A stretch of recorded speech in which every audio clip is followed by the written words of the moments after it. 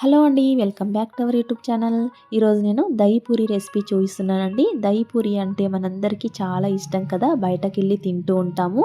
అయితే బయటకెళ్ళే పని లేకుండా ఇంట్లోనే మనమే ఎలా చేసుకోవాలో చూపిస్తున్నాను, చూసేయండి. ఇందులో యూస్ చేసే స్వీట్ చట్నీ, గ్రీన్ చట్నీలు కూడా ఎలా చేసుకోవాలో చూపిస్తాను. పూరీలు కూడా మనమే ఇంట్లోనే ఎలా చేసుకోవాలో చూపిస్తున్నాను, చూసేయండి. అయితే ఇవన్నీ చేసుకోవడానికి కొద్దిగా టైం పడుతుంది, కానీ ఓపిక తెచ్చుకొని చేసుకున్నామనుకోండి ఈ టేస్ట్ మనకు బయట ఎక్కడ రాదండి. అంత సూపర్గా ఉంటుంది టేస్ట్. బయట టేస్ట్ కన్నా చాలా బాగుంటుంది. కొంచెం ఓపికతో చేసుకోవాలి అంతే. అయితే మరి ఎలా చేసుకోవాలో చూద్దాం. ముందుగా స్వీట్ చట్నీ కోసం అయితే చింతపండును నానబెట్టుకోవాలండి. చింతపండుని ఒక 50 గ్రామ్స్ చింతపండుని తీసుకొని 2-3 సార్లు బాగా కడుక్కొని కొద్దిగా వాటర్ వేసుకొని నానబెట్టుకోవాలి. అది నానేలోపు మనం పూరీలు చేసుకుందాం. 1 కప్పు బొంబాయి రవ్వ వేసుకోవాలి. 2 స్పూన్ల మైదా పిండిని తీసుకోవాలి. 1/2 స్పూన్ ఉప్పును తీసుకోవాలి. వీటన్నింటిని ఒకసారి బాగా కలుపుకోవాలి.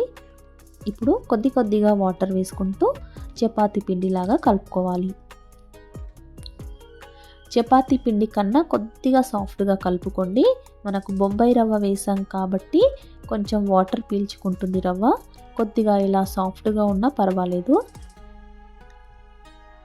ఇలా మొత్తం కలుపుకున్న తర్వాత ఇప్పుడు ఈ పిండి పైన ఒక తడి క్లాత్ని మూసేసి ఒక 10 నిమిషాలు పక్కన పెట్టేయండి. 10 నిమిషాల తర్వాత చూడండి, రవ్వ మొత్తం వాటర్ని పీల్చుకొని ఇంతకు ముందు కంటే పిండి గట్టిగా అయిపోయింది. చూడండి, ఇలా అవుతుంది.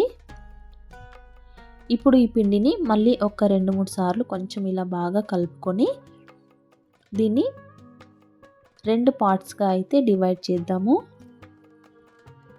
ఇలా ఒక పిండి ముద్దనైతే మనం చపాతీ చేసుకుందాము. ఒక పిండి ముద్దని అలాగే వదిలేయకుండా ఒక తడి క్లాత్ని అయితే మూసేసి పక్కన పెట్టేయాలి.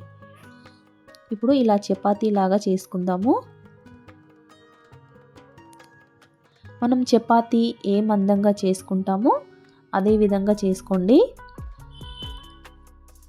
మరీ సన్నగా ఉన్నా మరీ లావుగా ఉన్నా మనకు పూరీలు పొంగవు. ఈ విధంగా ఉండాలి.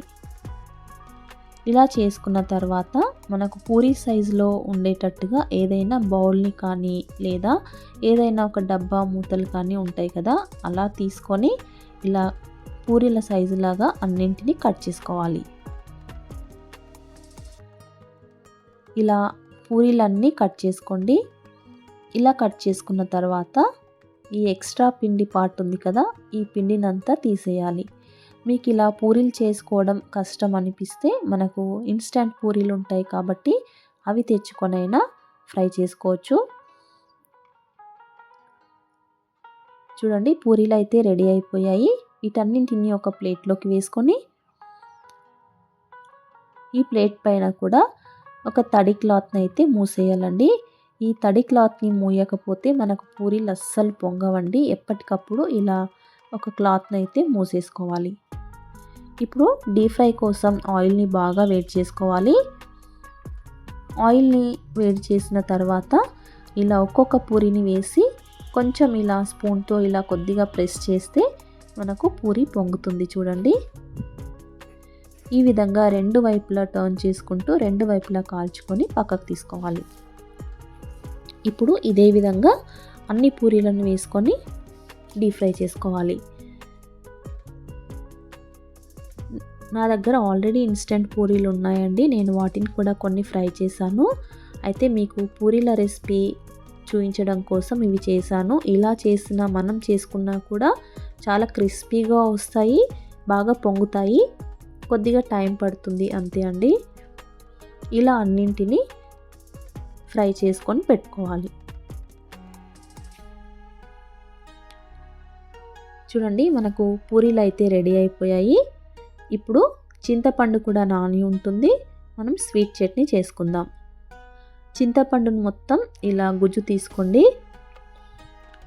ఇప్పుడు ఒక ప్యాన్ పెట్టుకొని ఒక స్ట్రైనర్లోకి చింతపండు రసాన్ని వేసుకొని ఇందులో నుంచి మనం చింతపండు గుజ్జును తీసుకుందాం. ఇలా వడగట్టుకోవాలి.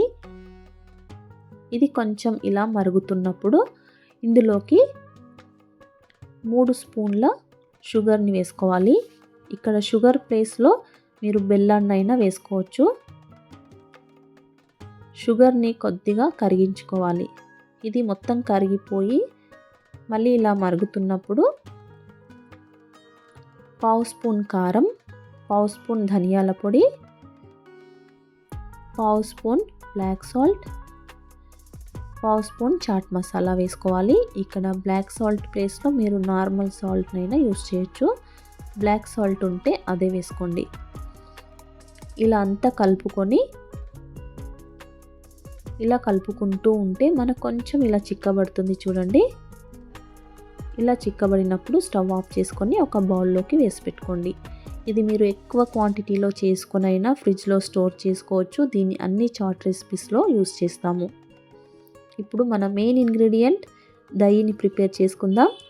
ఇలా ఒక బౌల్లోకి పెరుగును వేసుకొని కొద్దిగా హాఫ్ స్పూన్ చక్కెరను వేసుకోండి, చిటికెడు జీలకర్ర పొడిని వేసుకొని ఇలా మొత్తం కలుపుకోవాలి.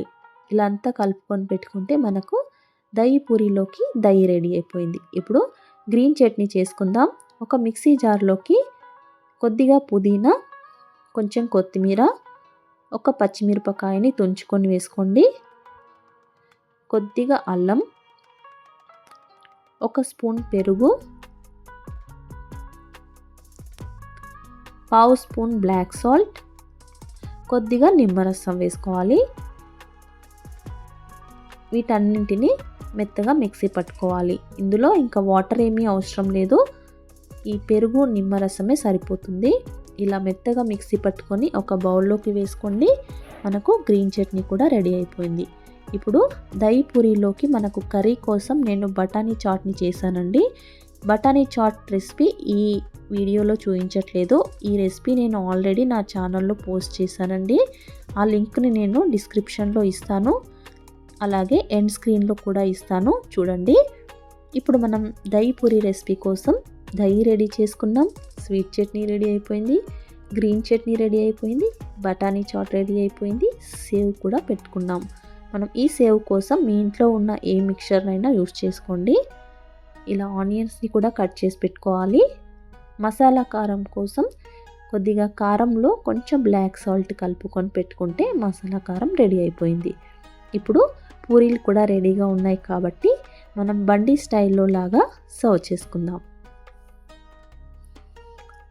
ఇలా ఒక ప్లేట్లోకి పూరీలను పెట్టుకొని పైన ఇలా అన్నింటికి ఇలా హోల్స్ చేసుకొని ఒక్కొక్క స్పూన్ బఠానీ చాట్ని వేసుకోవాలి. ఇక్కడ మీరు బఠానీ చాట్ ప్లేస్లో ఓన్లీ పొటాటోస్తో అయినా కర్రీ చేసుకొని వేసుకోవచ్చు. ఇందులోకి అన్నింటిలోకి హాఫ్ స్పూన్ చొప్పున గ్రీన్ చట్నీ వేసుకోవాలి, అలాగే అన్నింటిలోకి స్వీట్ చట్నీ వేసుకోవాలి. ఇప్పుడు మన మెయిన్ ఇంగ్రీడియంట్ దహి వేసుకోవాలి. ఒక్కొక్క స్పూన్ పెరుగును వేసుకోండి.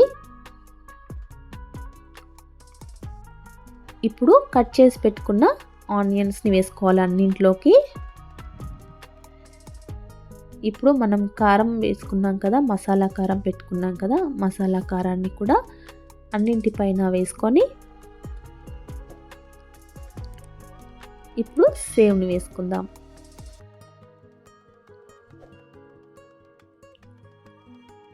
సేవ్ని కూడా వేసుకొని కొంచెం ఇంకొంచెం పైన పెరుగు వేసుకుంటే చూడండి మనకు అచ్చం బండి స్టైల్లో లాగే ఉంది కదా. టేస్ట్ మాత్రం అంతకన్నా సూపర్ టేస్ట్ ఉంటుందండి.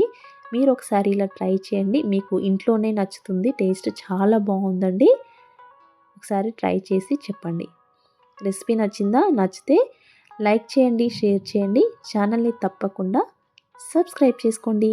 Thank you for watching.